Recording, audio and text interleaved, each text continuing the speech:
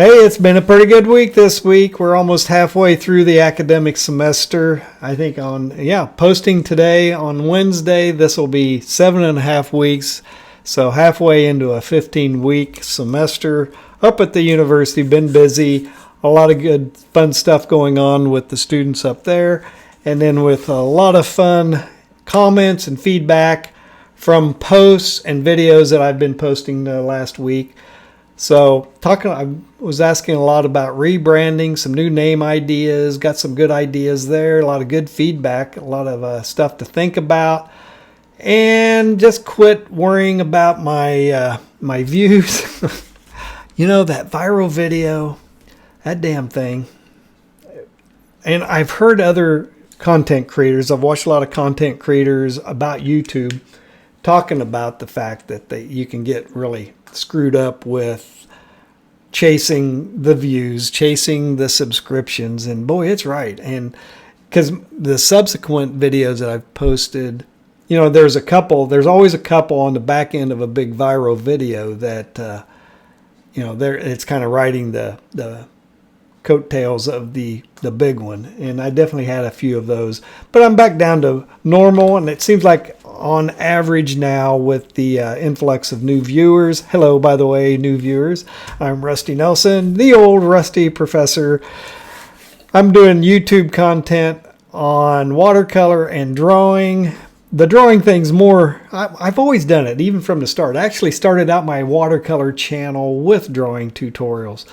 And it was several tutorials, maybe a month in before I started doing some actual watercolor content. I did a small, quick, down and dirty little YouTube tutorial on Loomis structure for drawing heads in a profile straight on and a 3/4 view, and it went bananas. And so I've been reacting and trying to figure out what was going on with that, looking at the specs and the analytics on that video to figure out. I know people like it and have made comments.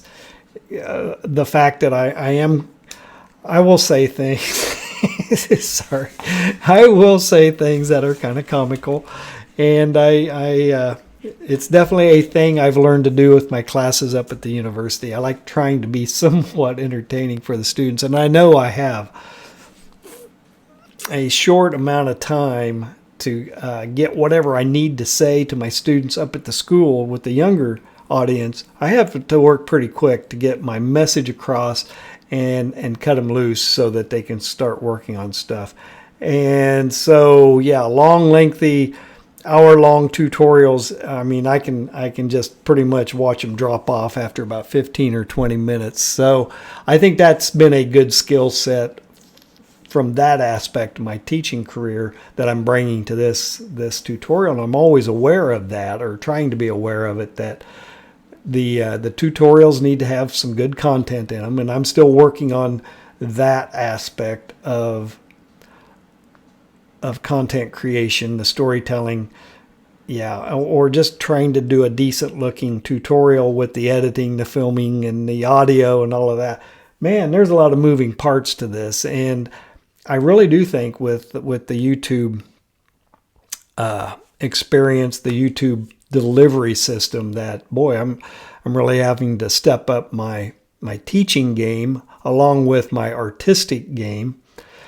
And it's definitely given me a lot of challenges in the last, 9 months now that I've been on full 9 months on YouTube doing this. And it has gotten a little easier in certain aspects. And I'm hoping to get a little more relaxed with this so that my personality, or I need to develop and come up with a consistent persona. I think last week I was just kind of in a funk over not understanding what's going on, why certain videos pop off and others don't. It reminds me of when I was a department chair and prepping for department meetings and putting on the agendas the things that I thought would be the triggers that would get the faculty going over whatever drama for the week. And the smallest things would be the things that would pop off and derail the meeting for for the whole meeting time, and it wasn't the thing that I thought it was. So anyway, that's similar to what's going on here with the videos that I'm posting, and trying to analyze and figure out and get more consistent with the type of content I'm doing and the way I'm doing it, so that I do develop a reliable means of imparting information that people want to see. So I'm working on it. It's coming along, and there's a lot of there's a lot of flaming axes that I'm juggling here, or plates that I'm spinning, and I use that reference in my classes with the young students up at the university, and they have no idea. I have to actually explain to them the concept of a variety show on TV with these acts that would come out and spin plates, and the one plate would be a wobbling over here while he's spinning over here, and everybody would ooh and ah on that. So man, I just really dated my era of television viewing. Hell, they're not even getting my recent movie. At least I think they're recent vague movie references whenever I'm talking about stuff. So anyway, they're referencing things that I don't have a clue about, and then they have to inform me as to what the reference is, and they are at least kind enough to let me know, so I'm not sitting in the dark all the time. So let's see here, what is going on. Definitely had the video I posted this week about warming up with if you're drawing heads or the figures with Loomis or whatever method you're working with. It is a good thing to warm up your hand and just do some quick doodles, 1 to 3 to 5 minute quick sketches of various poses and or heads, just to get warmed up, get your brain shifted into right brain thinking, and it'll make everything else, the later ones, do it. That's essentially the sequence of time that I work through with my figure class, is doing real fast stuff like 1 minute, hell, even 30-second to 1 minute gestured drawings and sketches, moving it up to a minute to 2 minutes, 3 minutes, 5 minutes. And at the beginning of the semester, we spend a good hour just doing the warm-ups before I kick over to the larger, longer pose, which is anywhere from a half hour to an hour that the students work on. So the warm-ups are really crucial, and it's definitely something I was pulling it out, and I was pulling it out of my butt by not warming up, just kind of relying on my experience and my knowledge base to do it in the tutorials, and it definitely shows. So I'm working real hard to warm up and get more familiar with my subject matter before I film the videos. I definitely notice when in figure drawing, the beginning of the semester, when I'm really kind of coming in fresh to the semester with the students, my drawings are always less spontaneous, a little tighter, a little constipated than the back end of the semester, after I've had a whole semester of working with the students and doing the sketches and the warm-ups with them. So I can tell you, I know for a fact that the warm-up period and getting everything, your hand-eye coordination tuned in and getting that mark making feeling good. Oh, and really one of the better tips I can give you is also to put aside the graphite pencils and move to a stick of charcoal, compressed charcoal, or even a charcoal pencil with the wood whittled away, so you have a nice long piece of charcoal on it. Get away from the control mediums, the media, the pencils, because they are. You don't want to write a drawing, right? Get out of that hand, the standard grip like that. You want to get, oh shit, you want to get to the underhand grip. Now you don't have my prop, damn it. All right, so anyway, do that, warm up, practice up. Where the hell did that go? Anyway, now I lost my damn train of thought. Man, senior moment. Let's look here. And we're also, I talked about the rebranding. Got some good comments on that. Warm up. Yep. Warming up. Yep. I need to get my skills up to speed. So many things. Damn. I'm gonna hate to hear the student evaluations this semester. So, let's see. Anything else? Yep, I already talked about viral videos. Will definitely mess with your head. But don't worry. Hey, I am still having fun doing this. I am doing pretty much what I'm wanting to do.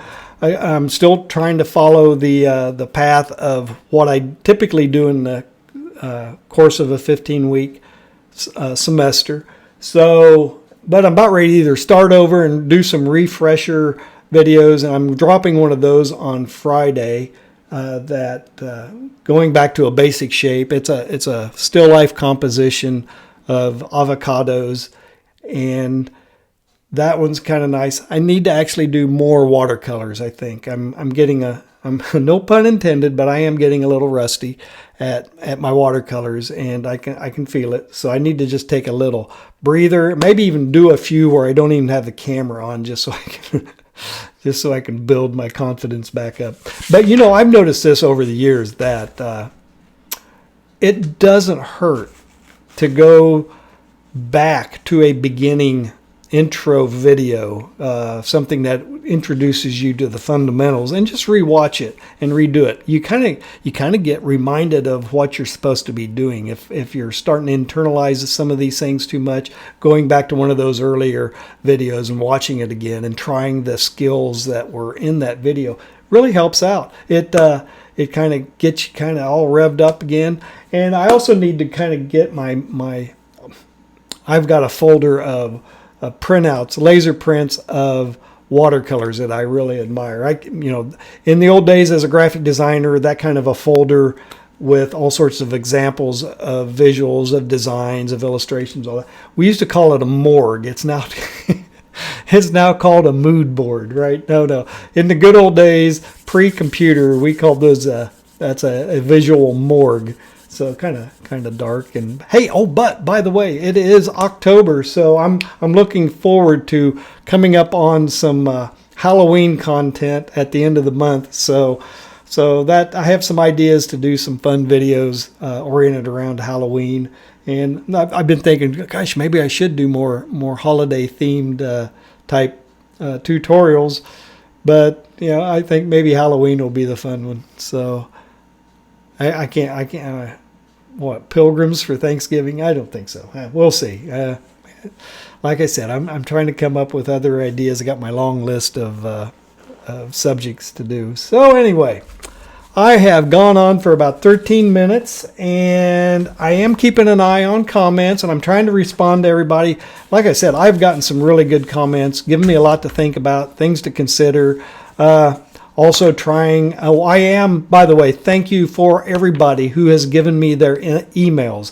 I have responded to a few. Some of you have really written some really nice and long and lengthy emails to me from that form on my website that I just felt like I did have to respond to you from that. But don't think I didn't notice that I've plugged each one of those in by hand. I haven't set up any automations yet from my website into the mail app that I'm going to be using in the future. And I've actually already blown past the free version of it, how many names I can have in the free version. So it was like, wow, I didn't even require people to give me that to get the downloads. You were willing to give those to me. So as I do trot out, if I ever get the time, as also working full-time up at the university, to do any other things other than my YouTube channel, you guys on my email list are going to be the first to know. So thank you very much for coming in and giving me those emails. And I've had a few, not many, but a few who have actually checked out my Patreon site and come in and signed up. There's a free membership, and then there's also the paid membership for those who feel like, the content I have put out onto YouTube so far deserves a little monthly bone for me to continue providing these tutorials and things. Trust me, I intend to do this no matter what happens in the long run with the other type of content that I'll be developing. So, yeah, hey, it's been a good week, And I hope everything's going well for you with your watercolor and figure drawing and portrait journeys. Please let me know. Drop me some comments, and we'll see where this goes next week. So keep an eye out for my new tutorials. If you got any value out of this crazy talking watercolor episode, please give me a like, hit the subscribe button, drop a comment. I really do appreciate it. And I'll see you next week talking watercolor.